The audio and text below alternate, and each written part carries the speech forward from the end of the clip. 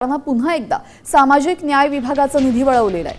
पात्र महिलांना आर्थिक लाभ देण्यासाठी 344.74 कोटींचा निधी वितरित करण्यास शासनाने मान्यता दिली आहे। हा निधी महिला आणि बालविकास विभागाच्या सचिवांना उपलब्ध करून दिला जाणार आहे। नोंदणीकृत महिलांची काटेकोर छाननी करून केवळ पात्र लाभार्थ्यांनाच लाभ देण्याची संपूर्ण जबाबदारी महिला आणि बालविकास विभागावर सोपवण्यात आलेली आहे। लाडकी बहिणींसाठी पुन्हा निधी वळवण्यात आलेला आहे। सामाजिक न्याय विभागाचा निधी पुन्हा एकदा वळवण्याचा प्रकार समोर आलेला आहे।